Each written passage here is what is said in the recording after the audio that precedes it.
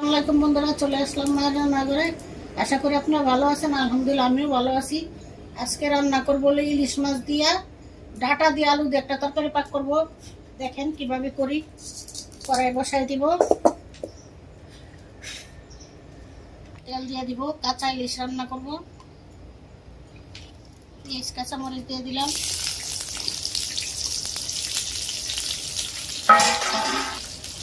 চামচ লবণ দিয়ে দিলাম। পেঁয়াজটা ভেজে নেব, পেঁয়াজ কাঁচামরিচ ভাজা হয়ে গেছে, একটু পানি দিয়ে দিব।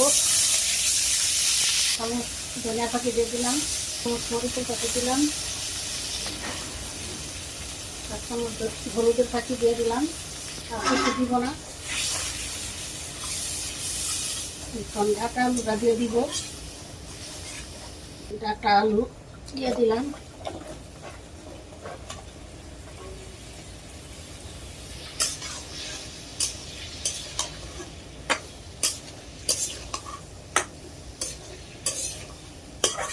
ইলিশ মাছে কোনো মশলা খাই না, আদা রসুন বাটা জিরা টিরা ওগুলো আমার কাছে ভালো লাগে না। আমার কষানো হয়ে গেছে, ভাজা ভাজা হচ্ছে। এখন জল দিয়ে দিব। দেখেন তেল ছেড়ে দিচ্ছে।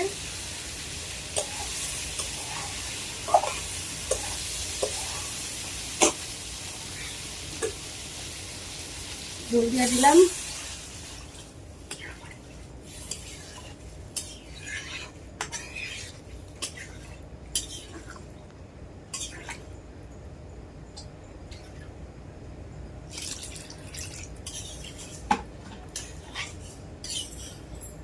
আর দিব না, উতরাইলে মাছ দিব।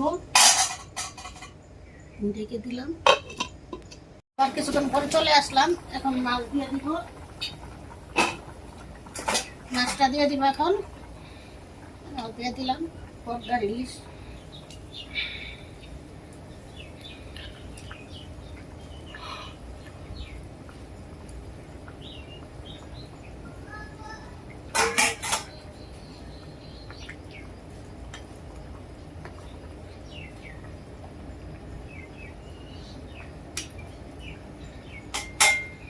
রেখে দিব।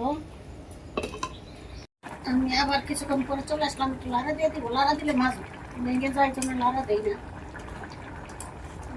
করে হয়েছে, নামাই নিব। দেখুন বন্ধুরা, ডাটা দিয়ে ইলিশ মাছের তরকারি রান্না করা শেষ। এভাবে রান্না করে খেয়ে দেখবেন, অনেক ভালো লাগে। আমাদের ভিডিওটি আপনাদের কিরকম লাগলো তা অবশ্যই কমেন্ট করে জানাবেন। লাইক শেয়ার সাবস্ক্রাইব করবেন। আবারও কোনো নতুন ভিডিও নিয়ে আপনাদের সামনে হাজির হবো। ততক্ষণ ভালো থাকুন, সুস্থ থাকুন। আল্লাহ হাফেজ।